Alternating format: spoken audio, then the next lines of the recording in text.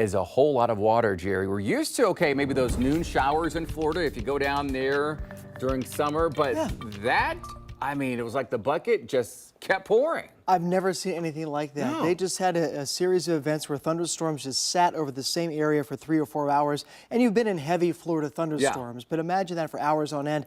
They received, I think, over half or a majority of their seasonal rainfall in less than a day. Wow. They had some earlier showers and storms and some severe weather, but right now, as you can see, southern Florida is catching a bit of a break. That opportunity is allowing them, hopefully, to get the airport back open as they dry things out. Further off toward the north, the same system that caused that unusual event to occur is actually creeping northwestward. You can very clearly pick out that counterclockwise circulation from that center of low pressure. That's in central and northern Mississippi, but notice the bands of showers extending outward from that.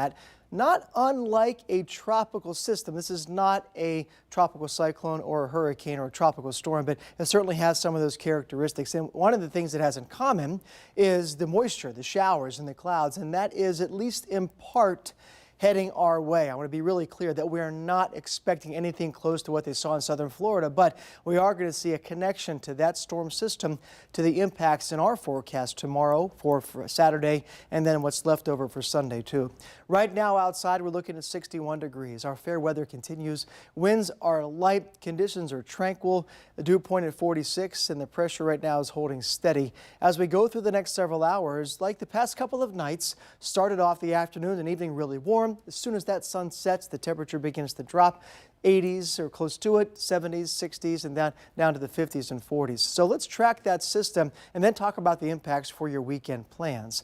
Friday morning, 7 a.m., notice the main body of that system is still well to our south. We're seeing a few lingering showers making their way toward the Ohio Valley. Let's put that into motion and then go through the day, getting closer to central Ohio, stopping at 7 p.m. Notice we're clearly saying scattered showers. Not everybody will see the showers, so the nature of that will be transient. They'll be moving, not expecting the rain to sit in the same spot for a long period of time.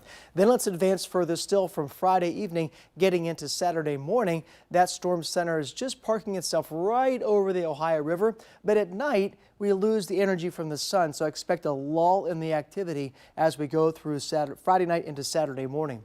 Then through the day on Saturday, it gradually begins to move away. This is 7 a.m. Notice a couple of clouds and a couple of showers around. And the one thing we want to keep reminding you that we are calling for the scattered showers and a possible storm. They are going to be moving along. It's not going to sit in the same spot. Notice a little bit of a lull by midday. We'll see a little bit of an uptick by about 4 to 5 p.m. These areas, a couple of downpours, maybe a 30, 45-minute disruption in your plans.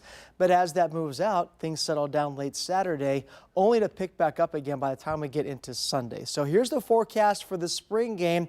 A brief shower for tailgating kickoff should be okay with some sun, and then a post-game scattered shower is possible. For the crew game, which kicks off at 7:30 on the pitch, tailgating for there, a couple of showers, and that does continue through about halftime, and then the final score as things settle down later in the evening. A quick look at Sunday. Here's a much larger area of rain coming in with possible thunderstorms right through the middle part of the afternoon, so I think a much greater impact for everybody as we get into the end of your weekend.